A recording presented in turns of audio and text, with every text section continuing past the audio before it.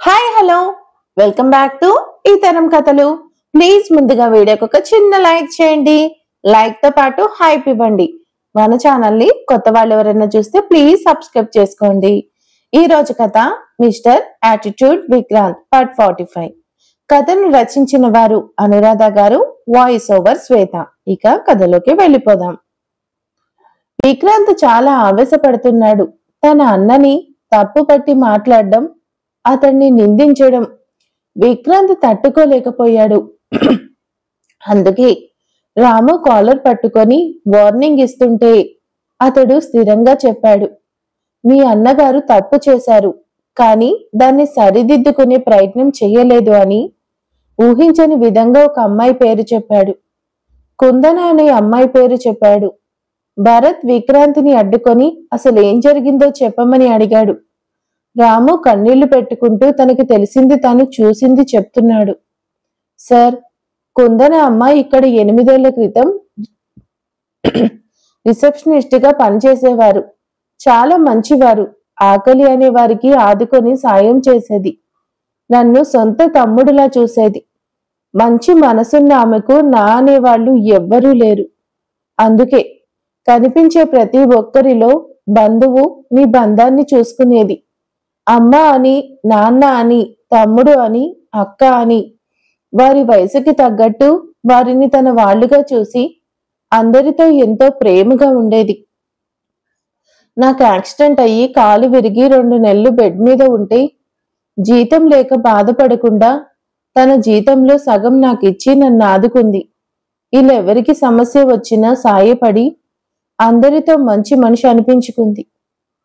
అయిన వాళ్ళు ఎవరూ లేకపోయినా అందరూ ఆమెకు అయిన వాళ్ళయ్యారు. కొన్నాళ్ళు ఆమె ఎంతో నిర్మలంగా ఉన్నారు.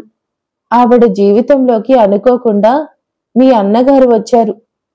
ఆయన ఆవిడకు ఎప్పుడు ఎక్కడ పరిచయమో నాకు తెలీదు. ఒకరోజు ఆయన రిసార్ట్కి వచ్చారు. ఆమె మీ అన్నగారికి ఏదో పార్సల్ ఇచ్చింది. నేను ఆ దృశ్యం చూశాను. ఆయన పార్సల్ తీసుకొని కుందనమ్మకి డబ్బులు ఇవ్వడం కనిపించింది. ఆమె ఇబ్బందిగా చూస్తూ, నేను మీ నుండి డబ్బు ఆశించలేదండి, కేవలం నా వంతు సహాయం చేశాను, ప్లీజ్ వద్దు అని సున్నితంగా చెప్పింది. ఆయన చిన్నగా నవ్వి, good, I like it, thanks అంటూ ఆయన విజిటింగ్ కార్డు ఇచ్చి వెళ్లారు. కుందనమ్మ ఆ కార్డు పక్కన పడేసి తన పని తాను చూసుకుంటూ ఉంటే నేను అడిగాను, ఎవరమ్మా ఆయన అని. అందుకు ఆమె విసుగ్గా చూస్తూ, ఓ పెద్ద మనిషి, ఆయనకి నేను సహాయపడ్డాను, బదులుగా డబ్బిచ్చే ప్రయత్నం చేశారు. వద్దు అన్నాను, వెళ్ళిపోయారు, అంతే అని సింపుల్ గా చెప్పింది. ఆమె స్వభావం తెలిసిన నేను పెద్దగా పట్టించుకోలేదు. కొన్ని నెలలు గడిచాయి. అనుకోకుండా ఒకరోజు రాత్రి 8 గంటల సమయంలో మీ అన్నగారు చాలా కోపంగా వచ్చారు. ఆయన కారు పార్క్ చేసి నేరుగా రిసెప్షన్ దగ్గరికి వెళ్లారు. అక్కడ కుందనమ్మ కొంతమంది నడుమ నిల్చొని ఏదో ఇంపార్టెంట్ విషయం మాట్లాడుతూ ఉంది. సడన్ గా మీ అన్నగారు ఆమె ముందుకొచ్చి నిల్చున్నాడు. ఆమెకేమీ అర్థం కాలేదు. ఏంటి సార్ అని అడిగే ప్రయత్నం చేస్తుంటే ఆయన అంతమంది చూస్తుండగా ఆమెను కౌగిలించుకొని ముద్దు పెట్టారు. ఒక్కసారిగా అంతా ఆశ్చర్యపోయారు. ఏం జరిగిందో తెలియడానికి కొన్ని నిమిషాలు పట్టింది. అంతా చూస్తూ ఉండిపోవడం తప్ప ఏమీ చేయలేకపోయారు. ఆయన చాలా బలంగా కౌగిలించుకొని ముద్దు పెట్టి, ఇప్పుడు నమ్ముతావా నేను మగాడిని మొనగాడిని అని? లేదా ఇక్కడే రూంలోకి తీసుకుపోయి ఇంకాస్త నా మగతనం చూపించాలా? అంత ఆశగా ఉంటే చెప్పు, ఇప్పుడే ఈ క్షణమే నేను సిద్ధం అని ఇష్టం వచ్చినట్టు మాట్లాడేసరికి కుందనమ్మ మతిపోయినట్టు చూస్తూ ఉండిపోయింది. అక్కడ ఉన్నవాళ్లు కోపంగా అతన్ని అడ్డుకుంటూ, ఏం చేస్తున్నావు? ఎందుకింత దారుణంగా ప్రవర్తించారు?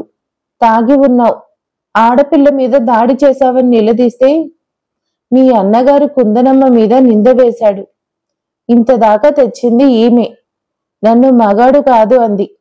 మగాడివైతే నా ముందు నిరూపించుకో, వెంటనే వచ్చి గట్టిగా కౌగిలించుకొని ముద్దాడాలి అని సవాలు విసిరింది. నోరు మూసుకొని ఊరుకోమంటారా? నిజానికి ఎన్నో రోజులుగా నన్ను కోరుకుంటుంది. నన్ను ఫాలో చేసింది. చాలా విధాలుగా ప్రయత్నించింది. పని ఒత్తిడి వలన, నాకున్న కొన్ని కారణాల వల్ల నేను నిర్లక్ష్యం చేశాను. అందుకే ఇంత దూరం తెచ్చింది. నన్ను ఇంతలా రెచ్చగొడితే ఎందుకు ఊరుకుంటాను? అందుకే వచ్చాను. చెప్పింది చేశాను. నేను మగాడిని అని నమ్మకం ఏర్పడింది అని అనుకుంటున్నా అని ఆవేశంగా మాటలు అనేసి, సారీ కుందన, నువ్వు లిమిట్స్ దాటావు. అందుకే నేను ఆవేశపడ్డాను. సారీ. ఇప్పుడు నేను కొంచెం తాగున్నాను. ఉదయం మాట్లాడుకుందాం అని చెప్పినవాడు వచ్చినట్టే వెళ్ళిపోయాడు. అక్కడంతా కుందనమ్మ వైపు కోపంగా చూస్తుంటే ఆమె చాలా బాధపడుతూ, లేదు, పచ్చి అబద్ధం అని అరిచింది. తనకేం తెలీదు అని చెప్తుంది. అక్కడ ఉన్నవాళ్లు వేరెవరో కాదు, కుందనమ్మని పెళ్లి చేసుకోవాలి అనుకున్న వ్యక్తి, అతడి అమ్మా నాన్న. ఎల్లుండి ఆమె పెళ్లి. అలాంటి సమయంలో ఇంతటి దారుణమైన ఘటన జరిగింది. అక్కడ ఉన్నవాళ్లు అంతా మీ అన్న మాటలు నమ్మి కుందనని చీకొట్టారు. నువ్వింత పరిదగించిన ఆడదానివి అనుకోలేదు. అనాథవైనా అనుకోవ ఉన్న ఆడపిల్లవని మా వాడు చెప్తే నిన్ను కోడలిగా చేసుకోవాలి అనుకున్నాం. నువ్వింత పరువు తక్కువ ఆడదానివి అనుకోలేదు. ఇలాంటి చోట పనిచేసే ఆడవాళ్ళు ఎలా ఉంటారో నిరూపించావు. ఒకవైపు వాడికి వల వేస్తూనే మా అబ్బాయిని పెళ్లి చేసుకోవాలని చూస్తున్నావు. చాలు, మా కళ్ళు తెరిపించావు అని నానా మాటలు అనేశారు. పెళ్లి క్యాన్సిల్ చేసుకొని ఎంతో అవమానించి వెళ్లారు. ఆమె తట్టుకోలేకపోయింది. అక్కడ ఉన్న జనమంతా సినిమా చూస్తున్నట్టు చూసి గుసగుసలు ఆడుకుంటూ ఉంటే కుందనమ్మ గుండె పగిలిపోయింది. ఎంతో బాధగా అక్కడి నుండి వెళ్లిపోయింది. మరుసటి రోజు ఏం జరిగింది, అసలు విషయం ఏంటి నాకు తెలీదు, కానీ మీ అన్నగారి మీద నాకు చాలా కోపం వచ్చింది. అతడెవరో ఏంటో తెలుసుకునే ప్రయత్నం చేశాను, కానీ తెలియలేదు. నేను కుందనమ్మని కలిసి బాధపడవద్దు అని చెప్పాలి అనుకున్నా. ఆమె నాకు అవకాశం ఇవ్వలేదు, నన్ను కలవలేదు. ఆ రోజు గడిచింది. మరుసటి రోజు ఉదయాన్నే మీ అన్నయ్య ఉరివేసుకొని చనిపోయినట్టు వార్తలు వచ్చాయి. నాకు బాధ కలగలేదు, ఆయన మీద జాలి కలగలేదు.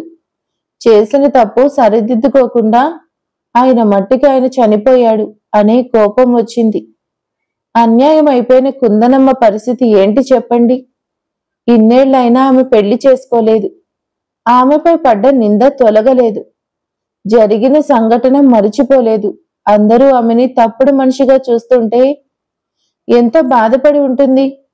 ఇక్కడ ఉద్యోగం పోయింది. ఆశ్రమంలో పిల్లలకి పాటలు చెప్తూ బ్రతుకుతుంది. ఆమె జీవితం మీ అన్న వలన అన్యాయం అయినట్టు కాదా?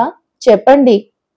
మీ అన్న ఎందుకు చనిపోయారో తెలీదు, కానీ కుందనమ్మ జీవితం అయితే ఆయన నాశనం చేశానన్నది నిజం.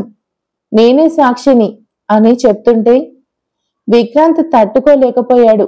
అబద్ధం, పచ్చి అబద్ధం.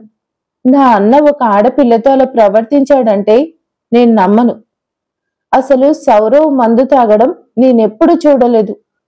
వాడు మందు తాగడు. నేనొక పార్టీలో తాగితే నన్ను తిట్టాడు. అలాంటిది వాడు మందు? ఛాన్సే లేదు. నువ్వు అబద్ధం చెప్తున్నావు. ఇదంతా నిజం కాదు అని నీ చేతెవరో చెప్పిస్తున్నారు అని చెప్పు, లేదా నీ అంతు చూస్తాను అని రాము మీద దాడి చేస్తుంటే భరత్ అడ్డుకుంటూ, విక్రాంత్ ఆగు, ఆవేశపడకు ప్లీజ్ అని వెనక్కి లాగుతున్నాడు. రాము కన్నీళ్లు పెట్టుకుంటూ, మీకు నచ్చనంత మాత్రాన నిజం అబద్ధం అయిపోదు సార్. నేను నా కళ్ళతో చూశాను, జరిగింది చెప్పాను. అసలు ఆ రోజు జరిగిన సంఘటన తర్వాత ఒక రోజు గడిచింది. ఆ గడిచిన ఒక రోజు ఏం జరిగింది, అసలు నిజమేమిటో మీకు కుందనమ్మ చెప్తుంది. కావాలంటే ఆమె ఎక్కడుంటుంది అడ్రస్ ఇస్తాను, పోయి తెలుసుకోండి. నాకు తెలిసి మీ అన్న తప్పు చేశారు, అందుకే బలవంతంగా చనిపోయారు. నేను నమ్ముతున్నాను. మీకు నమ్మకం లేకుంటే పోయి తెలుసుకోండి అని కోపంగా అడ్రస్ చెప్పి విక్రాంత్ ఇచ్చిన 2000 నోటు విసిరి కొట్టాడు. అక్కడి నుంచి వెళ్ళిపోయాడు. విక్రాంత్ తట్టుకోలేకపోయాడు. చాలా బాధపడుతూ, ఏంటిది భరత్, అన్నయ్య తప్పు చేశాడా? ఆడపిల్ల జీవితం నాశనం చేశాడా? నేను నమ్మను. అసలు అన్నయ్య మందు అని అడిగాడు. భరత్ దిగాలుగా చూస్తూ, సౌరవ్కి డ్రింక్ అలవాటు ఉంది, నాకు తెలుసు. మీ నాన్నగారు మాలిని చేసిన ద్రోహం గుర్తు వస్తే వాడు మందు తాగి ఎన్నోసార్లు ఎమోషనల్ అయ్యి నాకు తన బాధ చెప్పేవాడు. అమ్మకి అన్యాయం చేశారు, మమ్మల్ని అనాథలను చేశారు అని ఏడుస్తూ ఉండేవాడు. కాని వాడు ఆడపిల్లతో అసభ్యంగా ప్రవర్తించాడంటే నమ్మలేకపోతున్నాను. ఇందులో ఏదో మోసం ఉంది, ఏదో కుట్రుంది. అసలేం జరిగిందో మనకి కుందన మాత్రమే చెప్పగలదు. నువ్వు బాధపడకు. ఇంకా ఇక్కడ వద్దు, వెళ్ళిపోదాం. రేపామెను కలుద్దాం. ప్లీజ్ నువ్వు అప్సెట్ అవ్వకు అని రాత్రి అతన్ని తీసుకొని తిరిగి సౌరవ్ ఇంటికి చేరుకున్నాడు భరత్. విక్రాంత్ చాలా డిప్రెషన్ ఫీల్ అవుతూ అన్నయ్యని గుర్తు చేసుకుంటూ, నేను నమ్మను. నువ్వేంటో నాకు తెలుసు. అంత అబద్ధం చెప్తున్నారు. అన్నయ్య ప్లీజ్ నువ్వు బాధపడకు. నేను నమ్మను అని ఆవేదన పడుతూ ఒక మూల కూర్చొని ఏడుస్తూ తల పట్టుకొని ఉన్నాడు. అతడి పరిస్థితి దారుణంగా ఉంది. మనసు తట్టుకోలేని వాస్తవం అతన్ని చాలా కంగారు పెడుతుంది. తలనొప్పి కలుగుతుంది. విక్రాంత్ పరిస్థితి అర్థం చేసుకోవాలంటే అతడి మనసు గెలుచుకున్న వారికే సాధ్యం అన్నట్టు అనన్య అతడికి ఫోన్ చేసింది. విక్రాంత్ ఫోన్ వైపు చూడలేదు. అతడికి మతిపోతుంది. ఎంత వద్దు అనుకున్నా భయం వేస్తుంది. అందుకే ఫోన్ లిఫ్ట్ చేసే ప్రయత్నం చేయలేదు. చాలాసేపటి నుండి ఫోన్ మోగుతుంటే భరత్ ఆ ఫోన్ లిఫ్ట్ చేశాడు. ఆమె కంగారుగా ఏమైంది విక్రాంత్, ఎందుకు ఫోన్ లిఫ్ట్ చేయడం లేదు అని అడిగింది.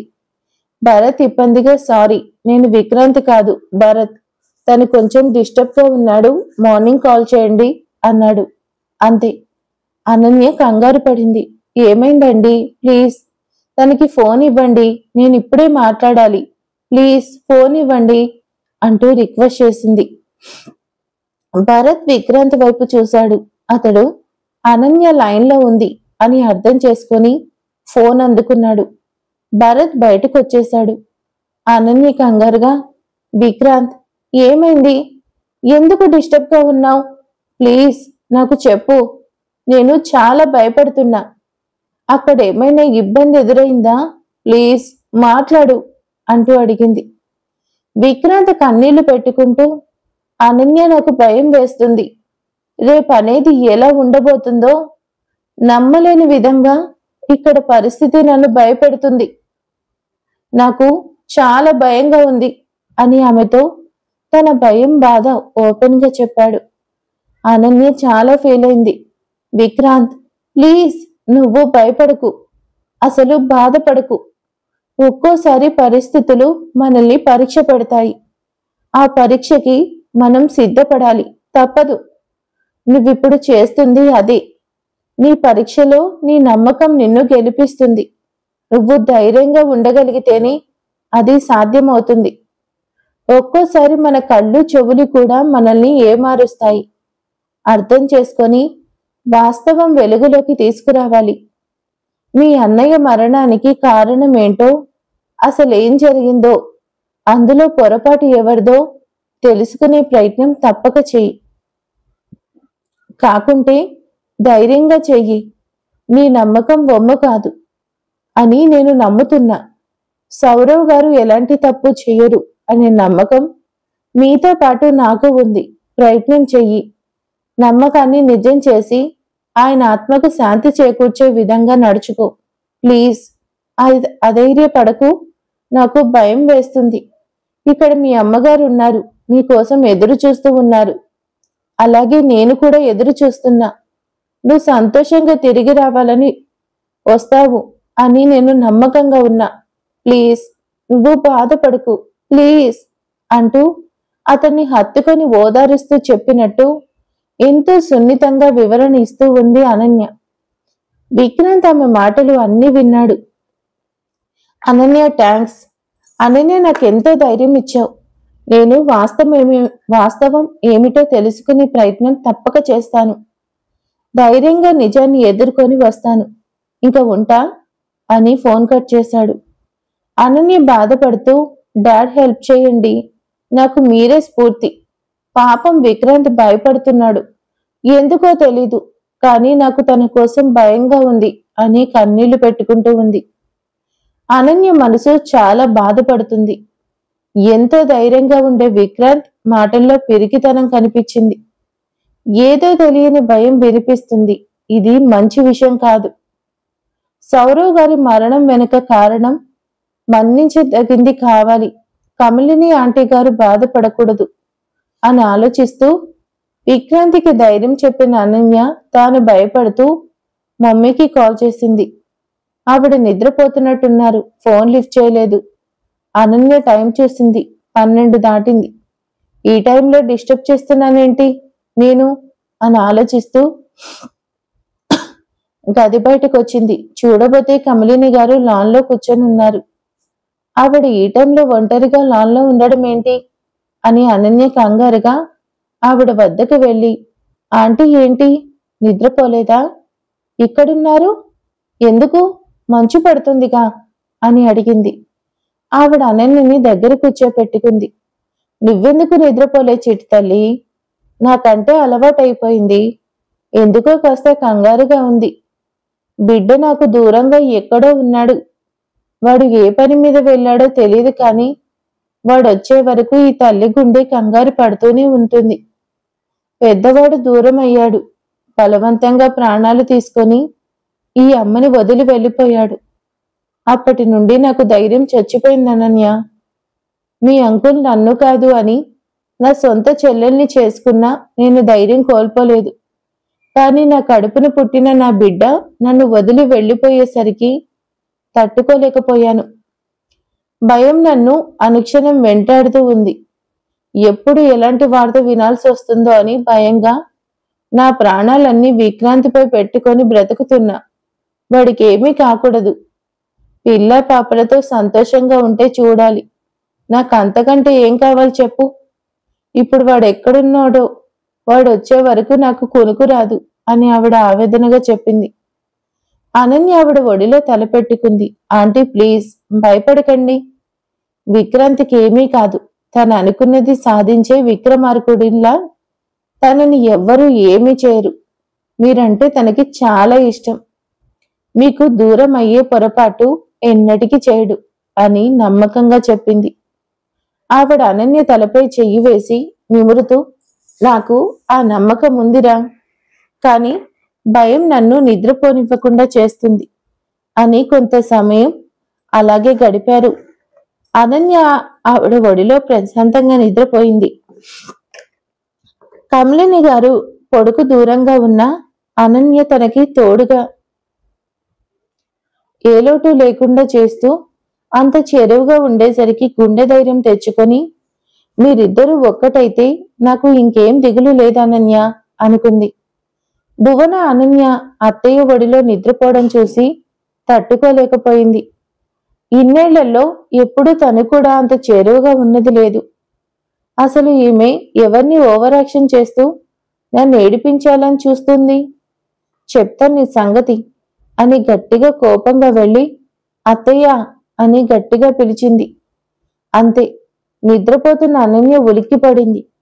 కంగారుగా నిద్రలే చూసింది. భువన కోపంగా చూస్తూ, ఇప్పుడు టైం ఎంత అయింది చూసావా, ఈ టైంలో ఇక్కడేం చేస్తున్నావు, ఇలా మంచులో ఉంటే నీ ఆరోగ్యం ఏమవుతుంది, వెళ్ళి నిద్రపో అని చెప్పింది. ఆవిడ అనన్య వైపు చూసి ఏదో చెప్పాలి అనుకున్నారు. అనన్య తడబడుతూ, సారీ ఆంటీ, ఏదో తెలియని కంగారు నన్ను కంట్రోల్ చేసింది. మీ ఒడిలో ప్రశాంతత దొరికింది, నిద్ర పట్టేసింది, సారీ, మీకోసం ఆలోచించకుండా నిద్రపోయాను, సారీ. భువన చెప్పింది నిజం, మంచి పడుతుంది, ప్లీజ్ వెళ్ళి నిద్రపోండి అని చెప్పి పంపించింది. ఆవిడ సరే మీరు వెళ్ళి నిద్రపోండి అని చెప్పి వెళ్లారు. ఆవిడ వెళ్ళడమే భువన అనన్య మీద గొడవకు దిగింది. నీ ఉద్దేశం ఏంటి, చుట్టల్లా వచ్చావు, ఓవర్ యాక్షన్ చేయకుండా మర్యాదగా నీకిచ్చిన గదిలో ఉండు, వచ్చిన దానివి వచ్చినట్టు బయటికి పో. ఇలా ఓవర్ యాక్షన్ చేస్తూ అత్తయ్య దగ్గర మార్కులు కొట్టేయాలని చూడకు, ఊరుకొని చెప్తున్నా, బావా నీకు దక్కడు, నువ్వేం మాయ చేసినా నేను అడ్డుకుంటా. తనకి భార్యని నేనే అవుతాను. నీలాంటి వాళ్ళు ఎంతమంది వచ్చినా బావని సొంతంని చేసుకోలేరు అని ఛాలెంజ్ చేసి చెప్తుంటే అనన్యకి బాధగా అనిపించి ఆమెతో వాదించే ప్రయత్నం చేయలేదు. మౌనంగా అక్కడి నుండి వెళ్ళిపోయింది. అదంతా చూసిన బాలు భువన మీదే సీరియస్ అయ్యాడు. నువ్వు లిమిట్స్ క్రాస్ చేస్తున్నావు. అనన్య మేడంని బాధ పెడుతూ మాట్లాడడం నీకు మర్యాద కాదు. సార్ నీకు వార్నింగ్ ఇచ్చే వెళ్ళారు, మర్చిపోయినట్టున్నావు. నువ్వు అనుకున్నట్టు సార్ నిన్ను పెళ్లి చేసుకోవడం కలలో మాట. ఆయన వద్ద పనిచేసే నౌకర్ని, అయినా ఆయన తమ్ముడు లాంటి వాణ్ణి. ఆయన మనసేంటో నాకు తెలుసు. సారికి అనన్య అంటే చాలా ఇష్టం. ఆమె కోసం ఎంతో ఆశ, ఇష్టం పెంచుకున్నారు. ఇన్నేళ్ల తర్వాత ఆయన మామూలు మనిషి అవుతున్నారు. నీలాంటి వాళ్ళు అడ్డం వచ్చినా సార్ మనసు గెలుచుకున్నది అనన్య మాత్రమే. ఆమె ప్లేస్ నువ్వు తీసుకోలేవు. అనవసరంగా అవమానపడకు అని వార్నింగ్ ఇచ్చాడు బాలు. ఆమె రగిలిపోతూ, రేయ్, నీలాంటి కుక్కలు ఎంగిలి బిస్కెట్లకి ఆశపడి వాగుతుంటారు. నేను కేర్ చెయ్యను. పనోడివి పనోడిలా ఉండు, లేదా మర్యాదగా ఉండదు చెప్తున్నా అంటూ ఆవేశపడుతుంటే బాలు చిన్నగా నవ్వి, నేను కుక్కలాంటి వాడిని, అందుకే నాకు విశ్వాసం ఉంది. నీలాంటి గుంట నక్కలకి విశ్వాసం ఎక్కడుంటుంది? తిన్నింటి వాసాలు లెక్కెట్టే మనుషులు మీరు. నీది సంస్కారం లేని మనిషి పెంపకం. ఇలాంటి మాట్లాడకపోతే ఇంకెలా మాట్లాడుతుంది? నీతో మాట్లాడడం నాకు సిగ్గుచేటు అని అక్కడి నుండి వెళ్ళిపోయాడు బాలు. భువన బాలు మీద కూడా పగ పెంచుకొని చెప్తా మీ అందరి సంగతి అని రగిలిపోతూ ఉంది. అనన్య గదిలో కూర్చొని కన్నీళ్లు పెట్టుకుంటూ, నాకు ఏం అర్థం కాలేదు. విక్రాంత్ భువన నిన్ను పెళ్లి చేసుకుంటాను, నిన్ను సొంతం చేసుకుంటాను అంటుంటే భయం వేస్తుంది. ఎందుకు? నా గుండె చాలా వేగంగా కొట్టుకుంటుంది. వద్దు అనుకుంటున్న కన్నీళ్లు వస్తున్నాయి. నాకేం తెలుసు? ఇన్నేళ్లు భయపడుతూనే బ్రతికాను. నీల్ నన్ను వేధిస్తూ ఉన్నాడు. అతన్ని తప్పించుకుంటూ వస్తున్నాను. ఇప్పుడు ఇక్కడ ఉన్నాను. రేపు వెళ్ళిపోతాను. ఇక్కడే ఉండాలని ఉండే అవకాశం లేదుగా.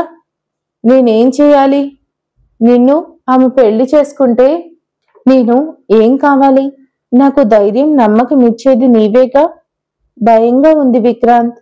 నాకు నీ తోడు కావాలి అనిపిస్తుంది. కానీ నాకు అర్హత లేదు అని పరిస్థితి కనిపిస్తుంది. అసలు నువ్వెలా ఉన్నావు? నీ మనసులో ఏముందో అర్థం కావడం లేదు. నాకు దిగులుగా ఉంది. త్వరగా వచ్చేయ్. నిన్ను చూడాలని అనిపిస్తుంది. ప్లీజ్ అని అతన్ని తలుచుకుంటూ ఎదురు చూస్తూ ఉంది. మరుసటి రోజున విక్రాంత్ స్థిరంగా ఒక నిర్ణయానికి వచ్చాడు. భరత్తో కలిసి రాము చెప్పిన ఆశ్రమంకి చేరుకున్నాడు. అక్కడ ఎలాంటి వార్త వినాల్సి వస్తుందో అని భయం అతడికి లేకపోలేదు. అయినా గుండె ధైర్యం తెచ్చుకొని వెళ్ళాడు. మార్గం మధ్య అనన్యకి ఫోన్ చేయాలని చూశాడు, కానీ మానుకున్నాడు. వాళ్ళు ఆశ్రమం చేరుకొని కుందన గారు ఉన్నారా అని అడిగాడు. ఆమెను కలవాలని వచ్చాం అని చెప్పారు. అక్కడి వాళ్ళు కూర్చోండి, పిలుస్తామని చెప్పి వెళ్లారు. విక్రాంత్ చాలా టెన్షన్ పడుతున్నాడు. భరత్ ధైర్యం చెప్తూ ఉన్నాడు. కొంత సమయం గడిచింది. వాళ్ళ ముందుకి ఒక అమ్మాయి లేత గోధుమ రంగు కాటన్ చీర కట్టుకొని ఎంతో విరక్తి నిండిన చూపులతో, ఏమాత్రం సంతోషం కనపడని మోము, విచారం నిండిన స్వరంతో వారి ముందుకొచ్చి, నమస్తే, చెప్పండి, నేనే కుందన అని అడిగింది. ఆమె చూసిన విక్రాంతికి కన్నీళ్ళొస్తున్నాయి. తెలియకుండానే లేచి నిలుచున్నాడు. చేతులు జోడించి, నమస్తే, నేను విక్రాంత్ అని చెప్పాడు. భరత్ కూడా ఆమె పట్ల గౌరవం చూపిస్తూ నమస్తే అన్నాడు. వాళ్ళని చూసి ఆమె ఎవరు? మీరు నాతో మీకేం పని అని అడిగింది. విక్రాంత్ గొరి సరిచేసుకొని, మేడం, నేను మీతో కొన్ని విషయాలు మాట్లాడాలి. మాకు కాస్త సమయం ఇస్తారా ప్లీజ్ అని అడిగాడు. ఆమె ఆలోచిస్తూ, నాతో మాట్లాడడానికి ఏముందండి, అసలు మీరు ఎవరో కూడా నాకు తెలీదు అని చెప్తుంటే భరత్ కలుగ చేసుకొని, మేడం, మేమెవరో ఏమిటో అన్నీ చెప్తాం. కాస్త మాతో సహకరించి కొన్ని విషయాలు మాట్లాడాలి అని రిక్వెస్ట్ చేశాడు. ఆమె సరే అని చెప్పి వాళ్ళని తీసుకువెళ్ళి ఎవరి డిస్టర్బ్ లేని పిల్లలు ఆడుకునే గ్రౌండ్లో బెంచ్ మీద కూర్చొని వాళ్ళని కూర్చోమని చెప్పింది.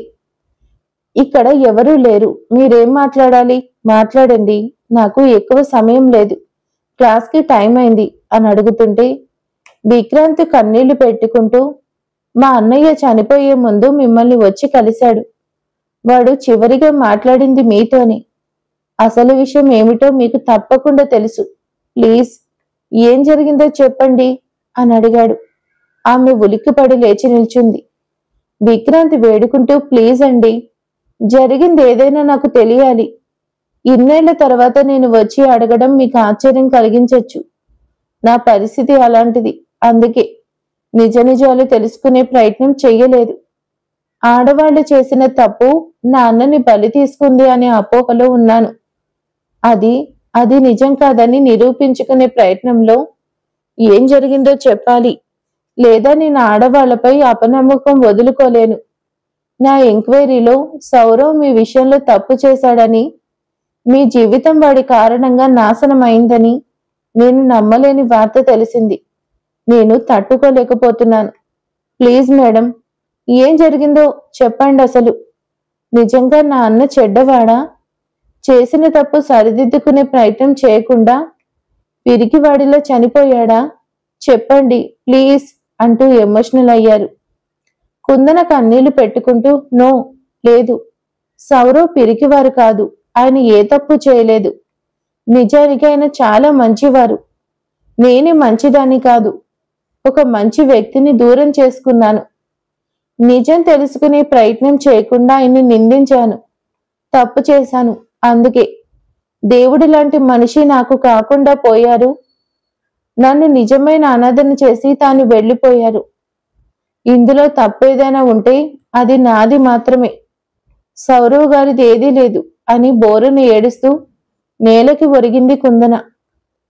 విక్రాంత్ గుండె చాలా వేగంగా కొట్టుకుంటుంది. ప్లీజ్ మేడం, ఏడవకండి, అసలేం జరిగిందో దయచేసి చెప్పండి.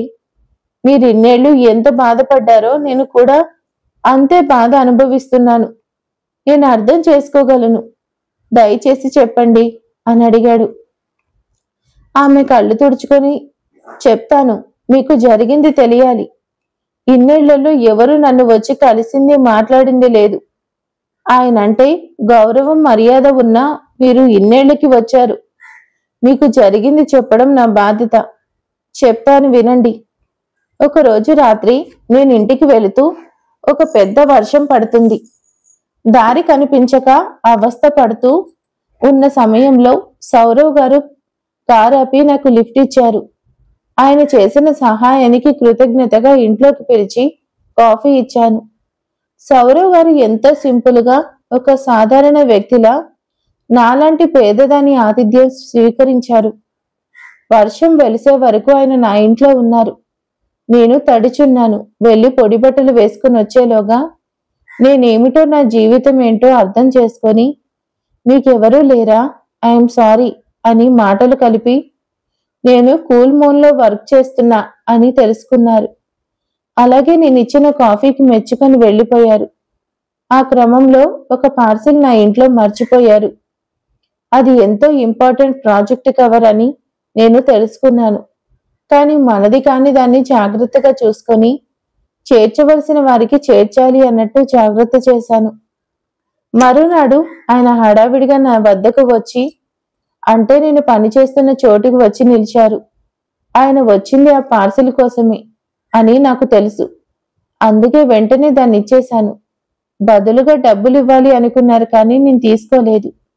ఆయన కార్డు ఇచ్చి వెళ్ళిపోయారు. మళ్ళీ నేను ఆయన్ని కలిసింది, మాట్లాడింది లేదు.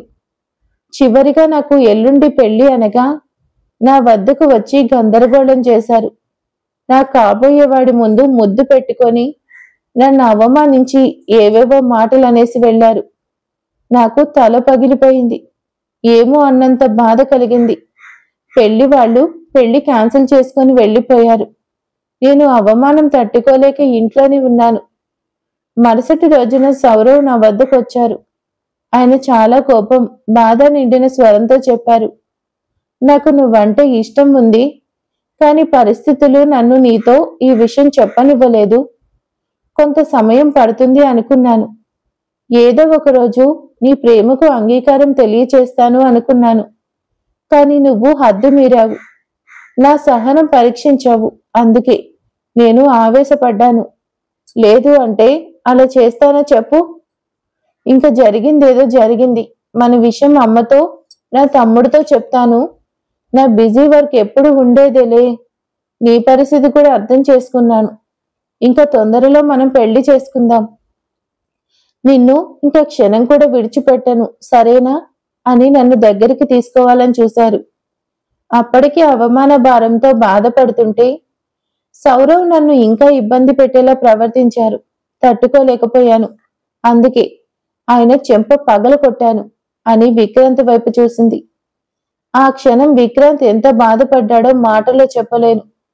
తానన్న చేసిన ప్రయత్నం, ఆమె చూపించిన కోపం, అసలు ఎందుకు ఇలా జరిగింది అని ఆతృతగా ఆమె వంక చూశాడు. మరి అసలేం జరిగింది, ఏం జరగబోతుంది నెక్స్ట్ ఎపిసోడ్ లో తెలుసుకుందాం. Thank you for watching.